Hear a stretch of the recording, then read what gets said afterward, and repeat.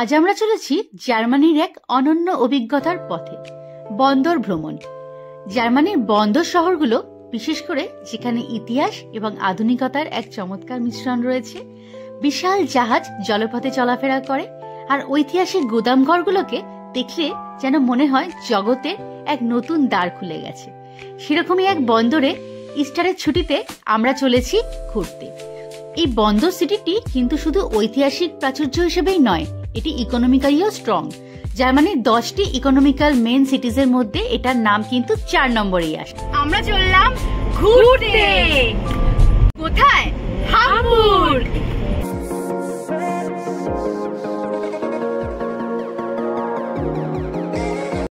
ইস্টারের ছুটিতে আমরা এসেছি ডুসেলডর্ফ। সেখানে আমাদের কাছের বন্ধু রনিতাদের বাড়ি। ওখান থেকে আমাদের জার্নিটি স্টার্ট হয় পরের দিন সকালবেলা হামবুর্গের উদ্দেশ্যে। আমরা রওনা দিয়েছি একসাথে বাই কার হামবুর্গের উদ্দেশ্যে। 2.5 ঘন্টার জার্নি। তো আমরা গল্প করতে করতে পৌঁছে গেছি সন্ধ্যেবেলা হামবুর্গ শহরে। এসছি আমরা হোটেলে চেক ইন করে, তারপর আমরা সিটিটাকে এক্সপ্লোর করতে বেরিয়েছি। এর আগে আমি তোমাদের সাথে 2টো ভিডিও অলরেডি শেয়ার করেছি, আমাদের হাউস ট্যুর এবং তার সাথে ন্যাড়াপোড়া। তোমরা যদি না দেখে থাকো প্লিজ আমার চ্যানেলে গিয়ে আগের ভিডিওগুলি দেখে নাও। আজকে আমি তোমাদের সাথে শেয়ার করছি হামবুর্গ পোর্টটাকে আমরা কিভাবে এক্সপ্লোর করলাম এবং হামবুর্গ শহরে আশেপাশে আমরা আর কি দেখলাম।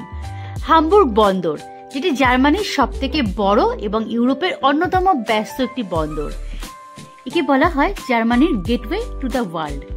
এলবে নদীর তীরে অবস্থিত এই বন্দরটি শুধু বাণিজ্যিক দিক থেকেই নয়, পর্যটকদের জন্য অন্যতম একটি আকর্ষণীয় স্থান।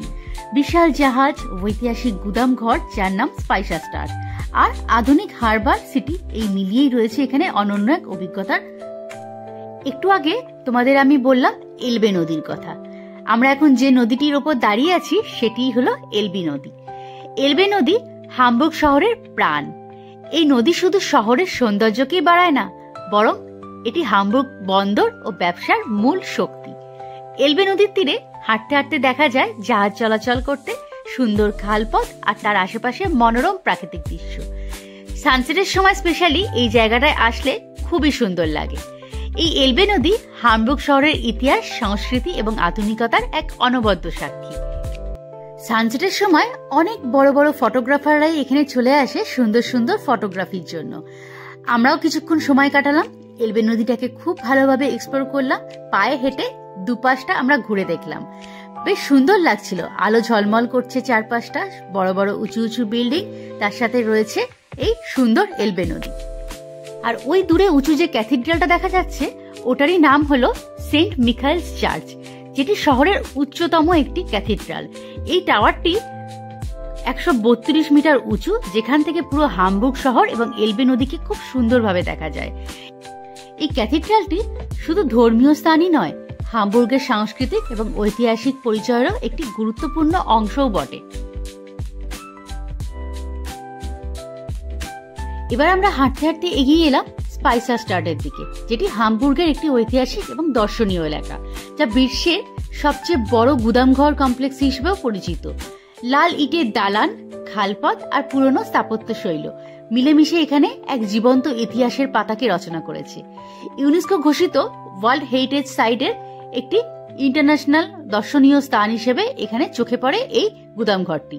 হামবুর্গের হৃদয়ে এটি একটি বিশেষ স্থান দখল করে রেখেছে। এখন বাজে বিকেল 5টা। সন্ধেবেলা সূর্যের পড়ন্ত রোদটি পড়েছে জলের ওপর, আর চারধারে এই লম্বা লম্বা বিল্ডিং গুলোর থেকে ভেসে আসছে সুন্দর আলোর একটা রেখা। কি অপূর্বই না লাগছে। যদিও আজকে ওয়েদারটা একটু মেঘলা, তাও আমরা কিন্তু ভালোই এনজয় করছি। জলের ধারে ঠান্ডাও রয়েছে এবং তার সাথে প্রচুর মানুষ। এখানে কিন্তু ফটো তোলার জন্য বেশ লাইন দিতে হয়। সুন্দর জায়গায় ভালো ফটো তোলার জন্য তোমাকে একটু ওয়েট করতেই হবে। তবে জায়গাটা কিন্তু আমার বেশ সুন্দর লাগছে। ইস্টারের সময় বলে একটু ফাঁকা বটে, কিন্তু এই জায়গাটায় পার্টিকুলার দেখছি অনেক লোক এসে ভিড় জমিয়েছে ফটো তোলার জন্য। তার সাথে জলের ধারে দেখতে পেলাম সেই তালার কনসেপ্ট, যেরকমটি আমাদের রাইন রিভারে থাকে বা অন্যান্য রিভারের ধারে জার্মানিতে দেখতে পাই। ভালোবাসার বন্ধন, কাছের মানুষের সাথে সেই বন্ধনকে অটুট রাখার জন্য এই নদীর ধারেও রয়েছে তালার বন্ধন, যেটা আমরা এসে হামবুর্গেও আজকে দেখতে পাচ্ছি। এই স্পাইসাস্টারটি গঠিত হয়েছিল 1883 থেকে 1927 খ্রিস্টাব্দ পর্যন্ত। স্পাইসাস্টার থেকে বেরিয়ে যখন আমরা পার্কিং এর পথে রওনা হলাম, তখন চোখে পড়লো এই দোকানটা। আমরা যারা সঙ্গীত প্রেমী, মিউজিককে ভালোবাসি, তাদের কাছে তো এই যন্ত্রটা খুবই পরিচিত, অনেকেরই পছন্দের জিনিস। দোকানটা যদিও বন্ধ, কিন্তু আমি দোকানের বাইরে থেকে দেখতে পেলাম অনেকগুলো ইনস্ট্রুমেন্ট। দেখে আমার খুব ভালো লাগলো, বেশ অনেকক্ষণ এখানে সময় কাটালাম। দোকানটা বেশ বড়, 2টো ফ্লোর নিয়ে এই দোকানটা, এবং প্রচুর ইনস্ট্রুমেন্ট। খোলা থাকলে অবশ্যই আমি চেষ্টা করতাম একবার ভেতরে যাওয়ার।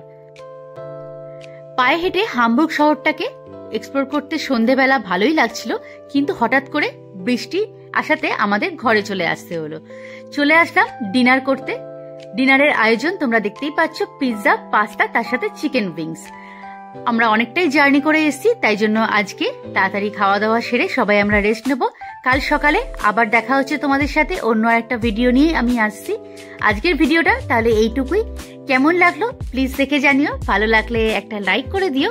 ফ্রেন্ডস ও ফ্যামিলির সাথেও প্লিজ শেয়ার করতে ভুলো না। আর যদি তোমরা নতুন হয়ে থাকো আমার চ্যানেলে, প্লিজ আমার চ্যানেলটা একটু সাবস্ক্রাইব করে দিও।